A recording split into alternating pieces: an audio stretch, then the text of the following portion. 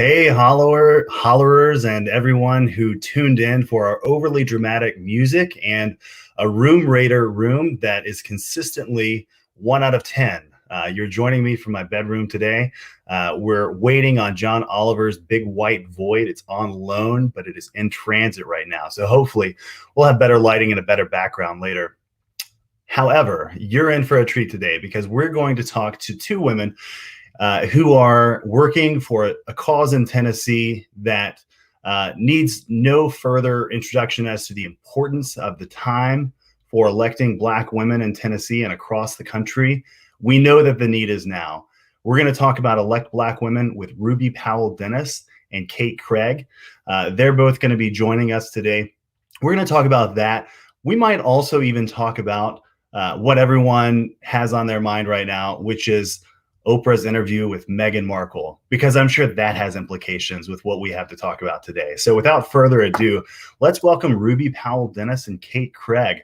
Hello, ladies. Thanks for joining us. Good to be here. Thanks for having us. Yes, thank you. Well, I already set us up and teased it. So the interview with Oprah and Meghan Markle, let's just start with that. It doesn't seem like it has anything to do with Tennessee, but Oprah's from Tennessee and race came up quite a bit. So did you watch the interview? What were your thoughts? Yeah, I think my initial thought was, wow, even I think sometimes people like to believe that, socioeconomics and if you have friends in the right places, it changes your lived experience as a Black woman in this world. But if anything, it proves that no matter where you go, you're still a Black woman. And we have a lot of work to do worldwide. Racism, colorism is an issue worldwide. And it just reminds us that, just because it doesn't matter the amount of digits you have in your bank account, even Black women like Meghan need protection, which is why, even when we talk about it in our work, one of our hashtags is protect Black women. Because once we do have Black women in positions of influence, positions of power and service, we have to protect those Black women because the insults and the onslaught, it doesn't stop. If anything, it ramps up. Yeah, that's right. And Kate, jump in here. I noticed from the interview, there was a lot of, I think, vulnerability in what Meghan had to say, but also a tremendous amount of strength to do that sort of thing. Oh, absolutely. To talk about mental health, to talk about the discrimination she faced, to talk about the comments that were raised around, would her son's skin be too dark, and how would that reflect upon the royal family, and just the implications around that, and how do you exist? Like, how do you keep an identity? And as she said, her voice coming forward, and she's very grateful, as she said at the interview, to reclaim her voice because she was silenced while she was within the family. Yeah, and I'm just going to go ahead and throw it out there. I know Oprah followed up on CBS This Morning with Gayle King. She said that Harry wanted to express it was not his grandparents that made the comment about the child's skin. And I'm just going to say maybe it was Harry or Prince Charles, but that's just me. So it is also unfortunately not a shocking thing that you would hear, I think, even today in Tennessee. And we have heard that in decades past, but I think it happens today too. So shifting topics. So thanks for indulging me in that bit. Well, anti-Blackness is real. I get my nephew, people don't assume to give Black women grace. My nephew is half Filipino, and we routinely get asked if we're his nanny. So, even the idea that a Black woman is not appealing to someone of another race or ethnicity. And so there's always questions about, will your offspring, how proximate they are to whiteness? I think that people really underestimate how hurtful that is, because the comment itself is rooted in anti-Blackness. And again, people question my son's name. I had to actually explain to someone that I'm from rural Louisiana and that the middle names and the names in my family are family names. They thought I was something I was making up. People constantly question your lineage, your place in the world, your belonging as a Black woman. And so you have to remind people. It's one of the ways that people do that subtly, but it is quite racist and anti-Black, is by questioning the complexion and the melanin and what your child will look like before they're born. It's very hurtful. Right. And for white folks like maybe me in the past who would claim ignorance. It's more than ignorance. It is anti-Black, and it's a lack of willing to engage in these conversations and understand and to correct course. So I really appreciate you pointing that out. We're going to discuss the need and the strategy to shift political power in Tennessee. And Elect Black Women is new to me. So tell us a little bit about how it was formed, what were the origins, and what's the need right now? Yep. So no one has ever said, wow, we have too many PACs supporting Black women ever. When you think about organizations like the Incredible Higher Heights, which is the vanguard, it itself is not 20 years old. But when you think about the Civil Rights Act, when you think about how long ago Shirley Chisholm ran, when you think about how long we have lived in this country, right? Black people are not new. We didn't just get here. We built this joint for free. So the fact that you even still need something like Elect Black Women as a PAC is something that we need to, at some point have a conversation around. But I say all that to say we are unique in that we can endorse Black women, in all 50 states. So yes, we started here in Tennessee. Memphis is home to me. My children are native Memphians. My husband is from Nashville. But when I looked around and thought about my own experiences as a Black woman who did grow up in a rural community, when I say rural, like 16,000 people. I remember when the Walmart got built. I remember when we opened our McDonald's. And to see my own journey and how much work I had to do to even run, I feel like I had a successful run for State House in 2020. I had over 1,000 unique donors from 36 states. I had people questioning whether or not I should have run. Did I have the right to run? And I was like, well, first of all, I might have been born at night on a Tuesday night, but it was not last night. And so, again, this very notion that if Memphis is where the United States broke its promise with Black people when it assassinated Martin Luther King Jr. and wrote Black people in this country an insufficient check, then what better place than for this work to begin with Black women? My own Black daughter, I have 19 Black women in my immediate family. So the energy, the passion, the vision I bring to this work is rooted not only in my own experiences, but the 19 Black women in my family who live all across the South, who are having all different types of lived experiences, who represent lots of different leadership archetypes. And yet people have the audacity to say, we are not good for public service. So that's what I'm coming into this space bringing. It's not about other people. It's about illuminating and normalizing. There are lots of different Black women leadership archetypes. We are not all the same. Elect Black Women, our support is not all the same for all of our candidates. We meet them where they are.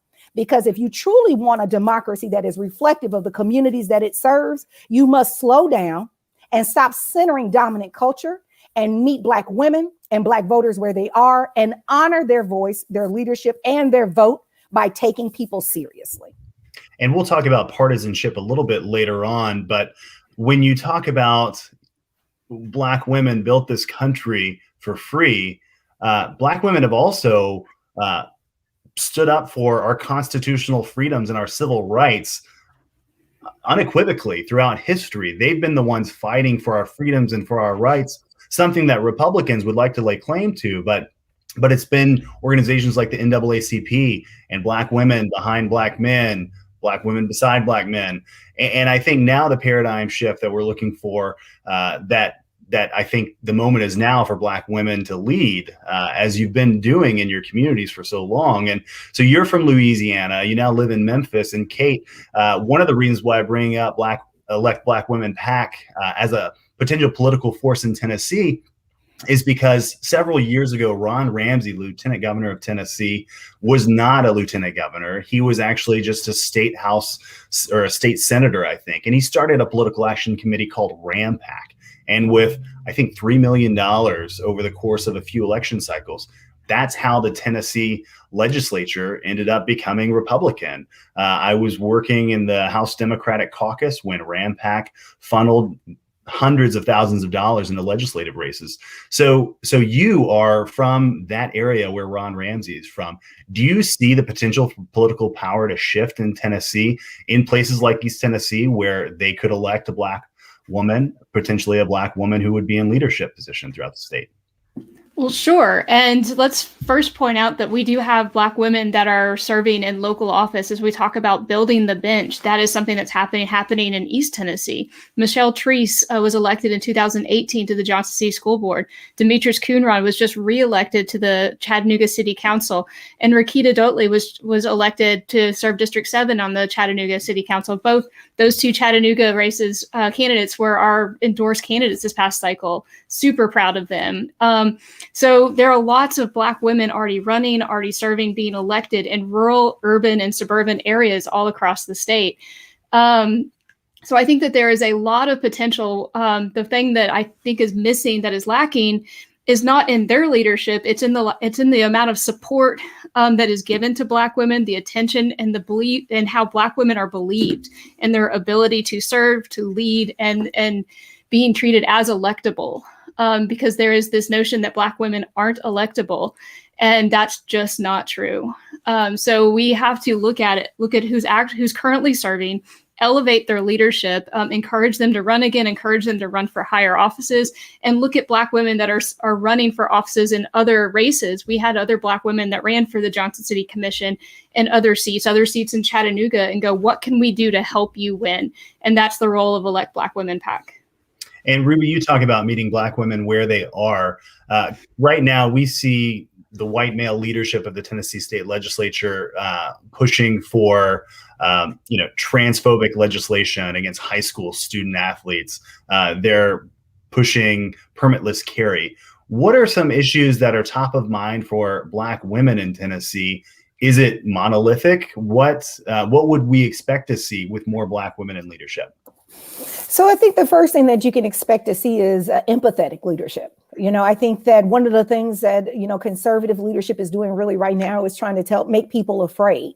They're spewing lies to fire their base up and to raise people's blood pressure. And it's all rooted in hate. It's rooted in hate. And I think that I know for a fact that when Black women step into lead, because first of all, there's lots of data that shows that even in Fortune 500 companies, if the company is struggling and they ask a Black person or a leader of color to come in, usually they can turn the company around.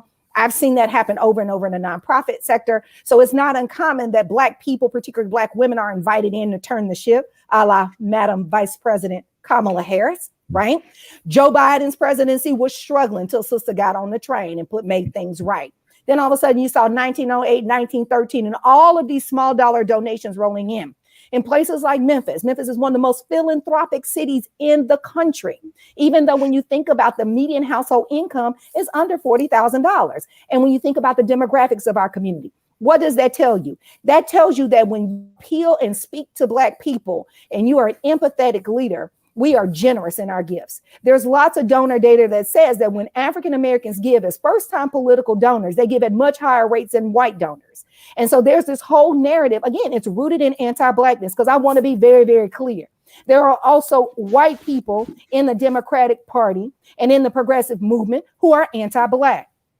So sometimes we get on these trains and these narratives and we want to blame Republicans, but in a lot of ways, people have been complicit for quite some time. So I say all that to say, in terms of gender in sports, last year you were telling our athletes to just shut up and play. Now you're deciding to insert yourself on an issue that nobody was talking about. I'm a parent. I have 2 children that are entering the educational system. I have bathrooms in my house that are unisex. I am not worried about somebody doing something inappropriate to my children. That's not my concern. So these legislators who are representing rural communities are preying on the hearts and minds of middle-class Americans, working-class Americans in their communities by spewing hate. So what I have to say is, it's a damn shame that these folks sit up here and praise God on Sunday and then engage in so much hate Monday through Saturday. But when you elect a Black woman, you elect someone who's used to accountability. Nobody gives us any room to wiggle. You're electing someone who's used to being transparent. Again, nobody gives us room to do any wiggling. So I say all that to say people deserve good leadership, and good leadership tends to be people who have lived the hurt and the pain of terrible legislation. That's a great point. I mean, it's International Women's Day. I think we've all seen the statistics. Women, by and large, make 73 cents on the dollar to every man. Black women, 56 cents to every dollar that a man makes, that a white man makes. So what does is it possible for Tennesseans to see the importance of that empathy from Black women and from women in leadership? Do Tennessee voters respond to that? Absolutely. When I ran in District 97, well, so let's be clear, there are systems and structures set up so that conservatives cannot support anyone who is not a conservative. I literally had conservatives who said, I came to the polls, Ruby, to vote for you in the primary, but I could not. So even within the GOP, there is a level of issues around gender parity. If you look at conversations that are being had across the board, Republicans are falling down in terms of getting their own women other than Marsha Blackburn up to the, up, ready to bat and on base. So I say all that to say people want choice. They want choice. They want to choose people who are living their same experiences.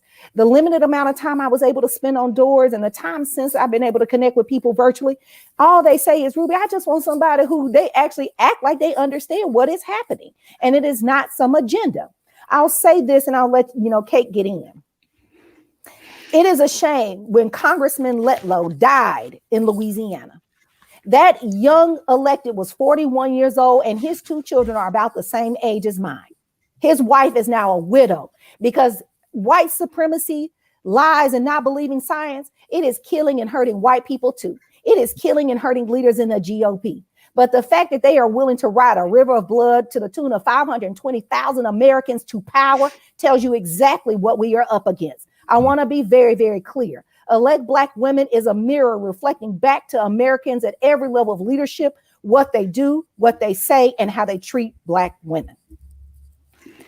To echo some of what Ruby said and to add on to it, that, whether or not, the nation, to answer the question, whether or not we're ready to elect, whether or not we're ready to address this, that there's this notion that it's from the other side of the aisle, that's, not something that's only, there's no internal looking that as a party, as a Democrat, that we need to do, that we have to, but that's just not true. And so we have to do that internal looking. We have to be reaching out and supporting Black women candidates that are running for all levels of office.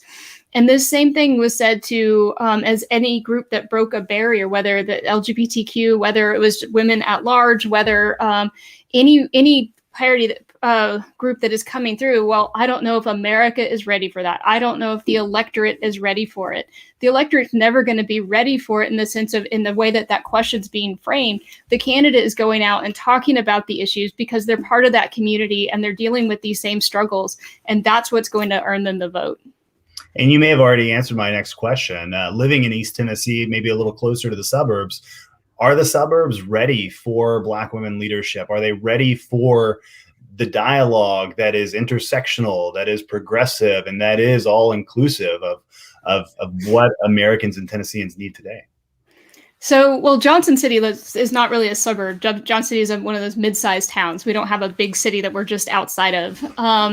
But in that, Johnson City also had over 60 days of demonstrators in the streets rallying and in front of the city municipal building around for Black Lives Matter in the wake of George Floyd's murder. So these are happening, these conversations, these demonstrations are happening in rural areas. So when we say whether or not that's too radical, that's just not true. So organizing is just a little bit harder in rural areas because there's not as much money going into it. But the Highlander Center exists just outside of Knoxville, and it's where the civil rights leaders went and learned and trained, and that's in a rural area. So rural organizing, especially Black rural organizing, and Black women have been organizing in rural areas for longer than I will even claim to know, but just for decades and generations. So this isn't new, and it's not too radical. Yeah, well said. Ruby, talk a little bit about the strategy behind electing Black women, both the local office and statewide. Yep.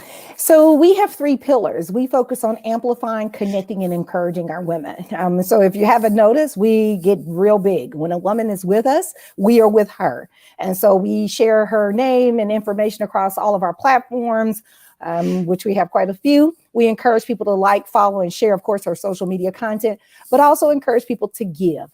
Because a lot of our women, it doesn't matter if it's a $5, $10 gift. We again are shattering the notion that you have to have these $500 checks to make a difference, when that's simply not true in down ballot races. All that money adds up and it makes a difference. And again, if nothing else, Marquita Bradshaw has proven that if you stay the course, people and voters will respond no matter how much money you're raising. So that's why Amplify is important, because you got to get their story up and get it out to people so people can hear and voters can learn about them. The second part is connect. The reason that, Black women, we are a part of a collectivist culture. So one aspect of your identity is Black, you tend to have very collectivist beliefs and ideals. And so we are a multiplier effect. We bring our women together because we are stronger together. That was something that was always a part of the vision, even before COVID-19, because Black women, when we get together, two of us, baby, it's a link up, it's a power up. Again, when you see amazing Black women organizing, like look at the movement for Black Lives Matter.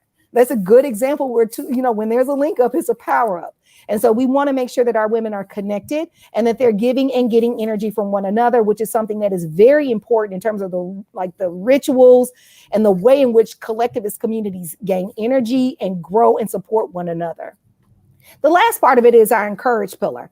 Our women, there were a record number of Black women who ran for leadership at every level of office in 2020. Many, including myself, did not get the outcome they wanted.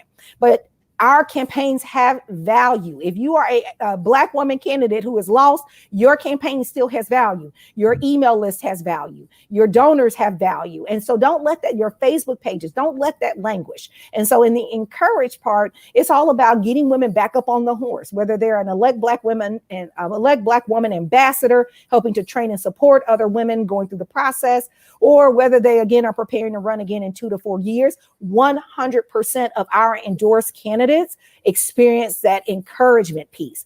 Once we are with our women, we are with them. So that's our strategy and approach. And we're very focused on, the next 625 some odd days to November 8th, 2022, to try and get at least 100 of our Black women endorsed so that we can continue to build a pipeline for electoral talent in our country.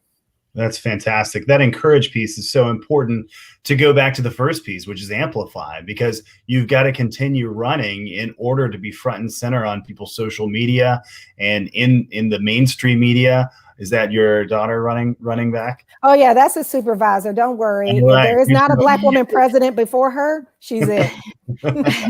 That's fantastic. Well, we've got just a few more minutes left, but again, going back to that idea of passing on information and making sure those Facebook pages don't lapse, making sure they build on the momentum of their previous campaigns. Kate and I were just engaged in a campaign with 3 extraordinarily qualified and talented Black women who ran for Tennessee Democratic Party chair. And the hope is that they'll run again. The hope is that they'll run for something else. And I think that we can do that.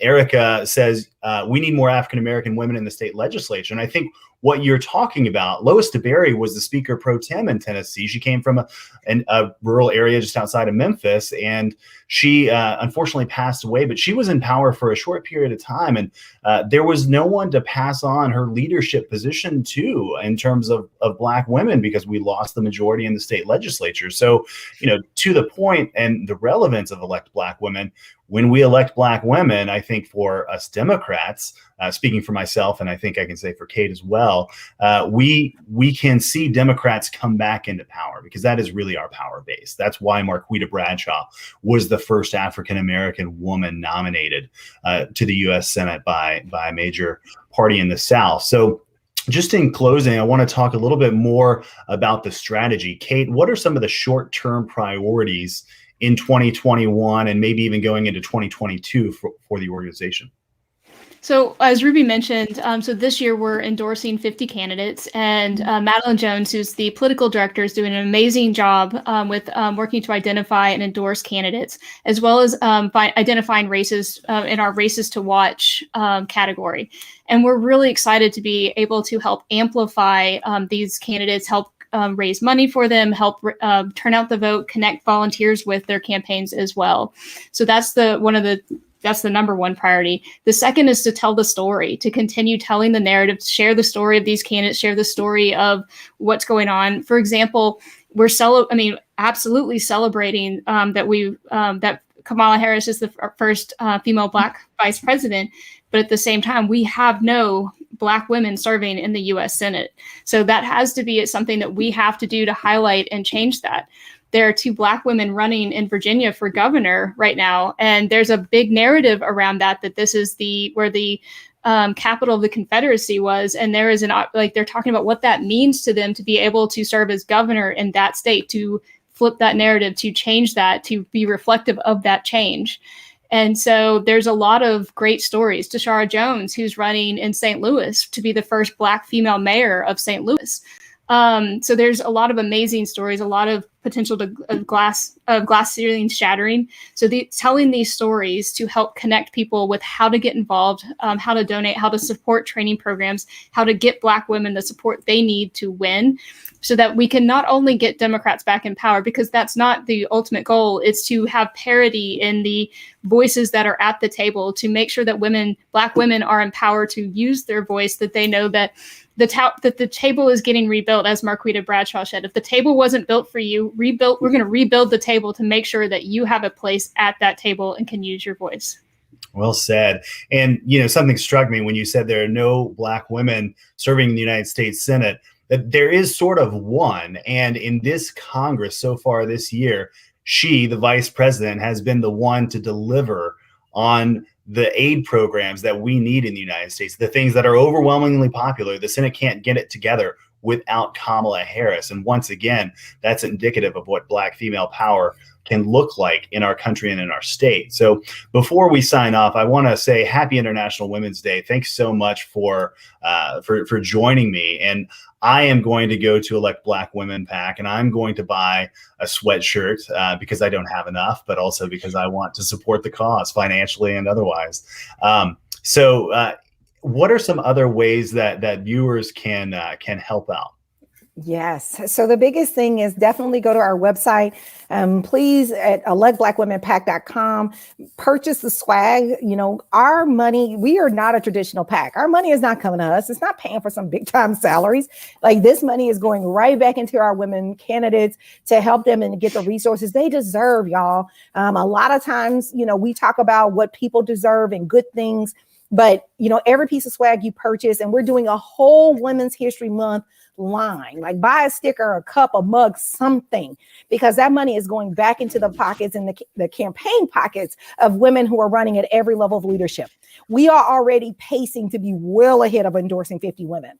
I mean, we have not even gotten our full list of congressional candidates. There is a senatorial candidate running, a Black woman running for the United States Senate out of South Carolina. So let me tell you, the future is bright. And so if you make investments now, put your money where your mouth is. If you say you care about people, you care about the humanity of others. Investing in Elect Black Women is not about positioning Black women as better than any other type of woman. That is not what we are doing. We are simply trying to normalize and allow Black women to take up space in electoral politics and giving them permission and the protection to do that. So make a straight donation if you can. But if you want to purchase swag, please do. Our website, our web store will change often. You can also send the endorsement link to a Black woman you know. We do not endorse if a woman has not applied for endorsement. We understand that not every Black woman can accept a Elect Black Women banner endorsement, because that just might be a trigger for people in her district. We understand that. But it doesn't mean you can't be in community with us and that we can't emotionally support you through the journey. Myself and Madeline, who's not with us today, have been where you are. We've had to raise money during COVID. We've had to run during COVID. We've been mothers of 2 children during COVID, wives to 2 very busy and successful husbands, house dogs everywhere. We've been there, but we want to connect you to the people who helped us so that they can help you, because you deserve good things. Well, I'm ready to vote for you, Ruby. So thank you so much, Ruby and Kate. And thanks to all of you who are watching across our platforms, all of you hollerers. We are a Case of the Mundays, and we're part of the Tennessee Holler Network. Thanks for joining us today, and thanks for supporting Elect Black Women PAC. We'll see you next time. Thanks. Thanks, Wade.